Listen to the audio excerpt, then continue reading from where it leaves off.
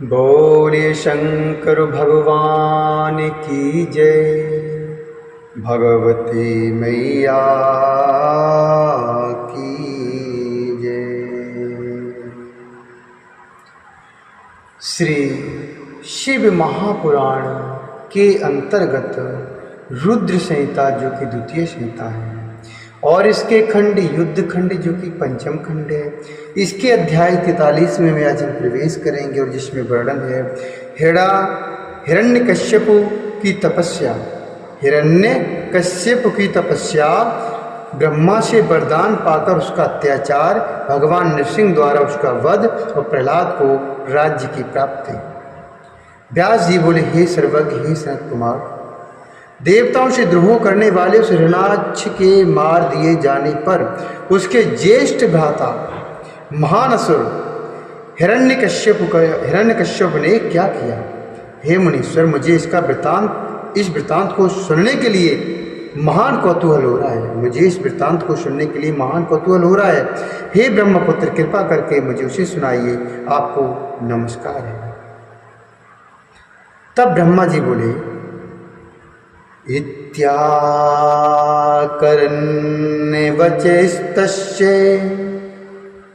व्यासस्य समोनीश्वरः सनत्कुमारः प्रोवाच स्मृत्वा शिवपदाम्बुजम्। सनत्कुमारः प्रोवाच स्मृत्वा शिवपदाम्बुजम्। ब्रह्मा जी बोले, व्यास जी के इस वचन को सुनकर सनत कुमार शिव के चरण कमलों को सनत कुमार जी ने शिव के चरण कमलों का स्मरण किया और कहने लगे। सनत कुमार जी बोले, हे व्यास, भ्रातरेवं विनिहते हरिणाक्रोडमूर्तिना हिरण्यकश्यपुर्व्यास पर्यतपे दृशाशुचा। हिरण्यकश्यपुर्व्यास पर्यतप्य दृशाशुचा। ततः प्रजानां कदनं विधातुं कदना प्रियान् निर्देशासुरान् वीरान् हरिवैर प्रियो हिषः। सनत कुमार जी बोले, हे व्यासी, बराह रूप धारण करने वाले भगवान विष्णु के द्वारा भाई हिरण्याक्ष का वध कर दिए जाने पर हिरण्यकश्यप क्रोध एवं शोक से संतप्त उठा। इसके बाद विष्णु से वैर में रुचि रखने वाले उस हिरण्यकश्यप ने प्रजाओं को कष्ट देने के लिए निर्दयी वीर असुरों को आज्ञा दी। तब वे निर्दयी असुर अपने स्वामी की आज्ञा को प्राप्त कर अर्थात मानकर देवताओं तथा प्रजाओं को कष्ट देने लगे। इस प्रकार जब दुष्ट बुद्धि वाले उन असुरों ने लोक का उत्पीड़न प्रारंभ किया, तब देवता लोग स्वर्ग छोड़कर अलक्षित होकर पृथ्वी पर घूमने लगे। हिरण्यकश्यप ने भाई के मर जाने से दुखित होकर उसे तिलांजलि आदि प्रदान कर उसकी स्त्री आदि को सांत्वना प्रदान की। इसके बाद वह दैत्यराज अपने को अजर, अमर और अजय और प्रतिद्वंदी रहित जानकर एक छत्र राज करने लगा। वह मंद्राचल की गुफा में पैर के अंगूठे के बल पर पृथ्वी पर उस अंगूठे को टेक कर दोनों भुजाओं को ऊपर उठाकर आकाश की ओर देखते हुए अत्यंत कठोर तप करने लगा। इस प्रकार जब वह असुर तप कर रहा था तब सभी बलवान देवताओं ने समस्त दैत्यों को जीतकर अपना अपना पद पुनः प्राप्त कर लिया। तपस्या करते हुए उस हिरण्यकश्यप के सिर से धूम सहित तपोमय अग्नि प्रकट हुई। वह तिरछे ऊपर नीचे तथा चारों ओर से फैलकर सभी लोगों को तपाने लगी। उससे तप्त होकर देवगण स्वर्गलोक छोड़कर ब्रह्मलोक को चले गए। उसकी तपस्या से विकृत मुख वाले उन देवताओं ने ब्रह्मा जी से सारा वृत्तांत कहा। हे व्यास, उन देवताओं के द्वारा इस प्रकार कहे जाने पर स्वयंभू ब्रह्मा जी भृगु दक्ष आदि को अपने साथ लेकर उस दैत्येंद्र के आश्रम पर गए। उसके बाद अपनी तपस्या से सारे लोगों को संतप्त कर उस दैत्यराज ने वर देने के लिए आए हुए ब्रह्मा जी को देखा। पितामह ब्रह्मा ने भी उससे कहा, वर मांग लो। तब विधाता का मधुर वचन सुनकर वह बुद्धिमान यह वचन कहने लगा। हिरण्यकश्यप को बोला, हे भगवान, हे प्रजेश, हे पितामह, मृत्योरुभयम मे भगवन् प्रजेश, पितामह भूनि कदापि देव, शस्त्रास्त्रपाश सन्निशुष्क वृक्ष गिरीन्द्र तोयग्निर्प्रहारहि, शस्त्रास्त्रपाशाश निष्कुवृक्ष गिरीन्द्र तोयाग्निर्प्रहारहि, देवैश्च दैत्यैर्मुनिभिश्च सिद्धे त्वत्सृष्टिजीवैर्बहुवाक्यता किम, स्वर्गे धरण्याम दिवसे निशायां नैवोर्ध्वतो नाप्यदता प्रजेश। हिरण्यकश्यप बोला, हे भगवान, हे प्रजेश, हे पितामह, हे देव, शस्त्र अस्त्र पाश वज्र सूखे वृक्ष पहाड़ जल अग्नि तथा शत्रु के प्रहार से और देव दैत्य मुनि सिद्ध तथा आपके द्वारा रचित सृष्टि के किसी भी जीव से मुझे मृत्यु का भय न हो। हे प्रजेश, अधिक क्या कहूँ, स्वर्ग में, पृथ्वी पर, रात एवं दिन में, ऊपर नीचे कहीं भी मेरी मृत्यु न हो, मुझे कोई भी न मार सके। सनत कुमार बोले, उस दैत्य के इस प्रकार के वचन को सुनकर मन में विष्णु को प्रणाम करके दया से युक्त होकर ब्रह्मा जी उससे बोले, हे दैत्येंद्र, मैं तुम पर प्रसन्न हूँ, तुम सब कुछ प्राप्त करो।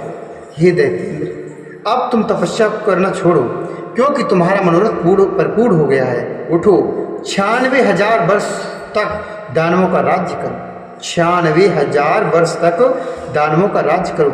यह बाणी सुनकर वह हर्षित हो गया। उसके अनंतर ब्रह्मा जी के द्वारा अभिषिक्त हुए दैत्य प्रमत्त होकर सभी धर्मों को नष्ट करके और देवताओं को भी युद्ध में जीतकर तीनों लोगों को नष्ट करने का विचार करने लगा। तब उस दैत्यराज से पीड़ित हुए इंद्रादि सभी देवता भय से व्याकुल होकर पितामह की आज्ञा प्राप्त करके क्षीर सागर में गए, जहाँ विष्णु शयन करते हैं। उन्होंने विष्णु को अपने लिए शुभदायक जानकर अनेक प्रकार के वचनों से उनकी स्तुति करके प्रसन्न हुए विष्णु से अपना सारा दुख निवेदित किया। तब प्रसन्न होकर विष्णु ने उनका समस्त दुख सुनकर उन्हें अनेक वरदान दिए और सैया से उठकर अग्नि के समान तेजस्वी उन्होंने अपने अनुरूप नाना प्रकार की वाणियों से आश्वासन देते हुए कहा कि हे देवताओं, आप लोग प्रसन्न होकर अपने अपने स्थान को जाएं, मैं उस दैत्य का वध अवश्य करूँगा। हे मुनीश, विष्णु का वचन सुनकर इंद्र आदि सभी देवता अत्यंत प्रसन्न हो गए और हिराज के भाई को मरा हुआ मानकर अपने अपने लोक को चले गए। तदंतर महाजटायुक्त आश्रित्य रूपम जटिलम करालम दष्टायुधम तीक्ष्णनखम सुनासम सेहम चणारम सुविदारिताश्यम मार्तंडे कोटि प्रतिमं सुघोरम मार्तंडे कोटि प्रतिमं सुघोरम युगान्ते कालाग्निशम प्रभावम जगन्मयम किमि बहुरिभिवचो भी अस्तेरवोषोऽपि हि गच्छातिशो गतो असुराणां नगरीं महात्मा गतो असुराणां नगरीं महात्मा।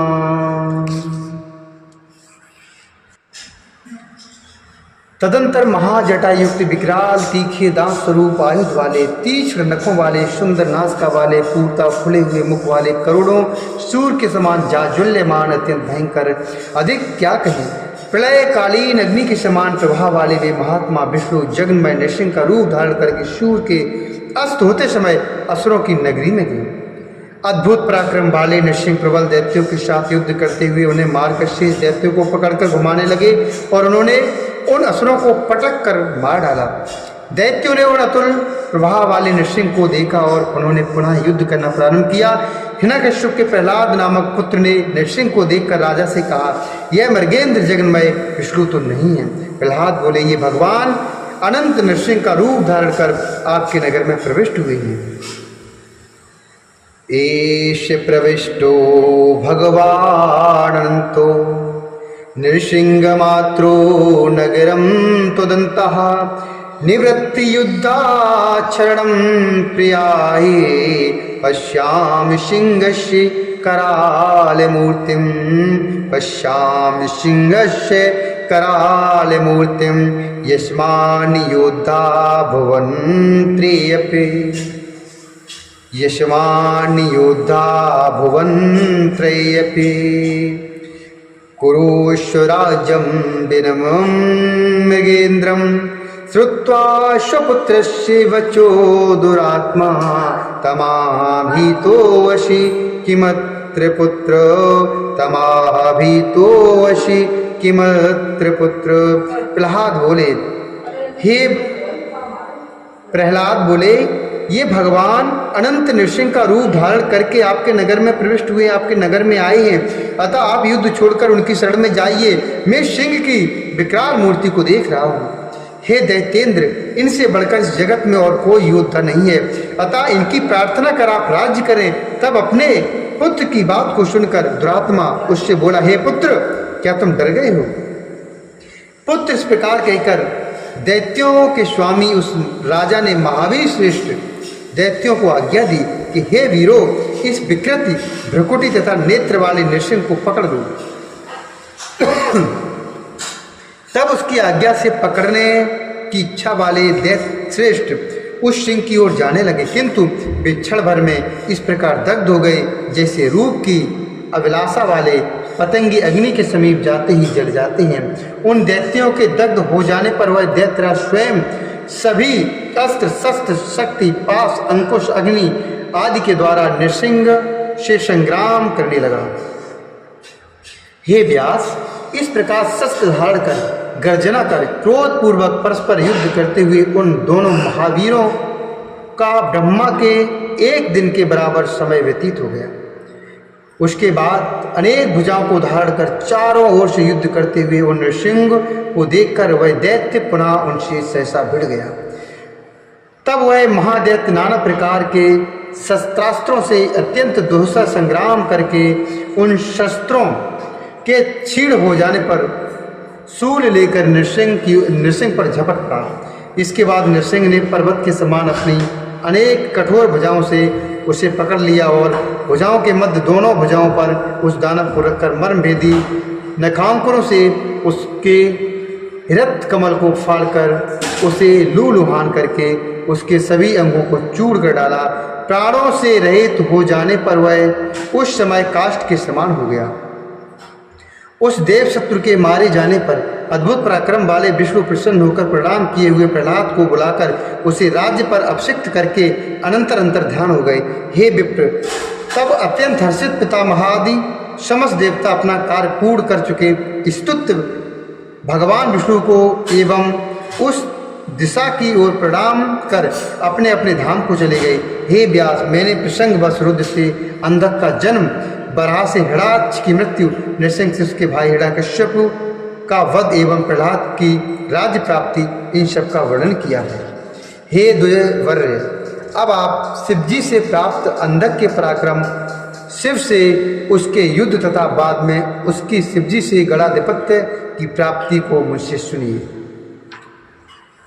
इति श्री शिव महापुराणे द्वितीयां रुद्र संहितायां पंचमे युद्ध खंडे गणाधिपत्य प्राप्ते अंधक जन्म हिरण्यनेत्र हिरण्यकश्यप वधवर्णनम नाम 43वाध्याय।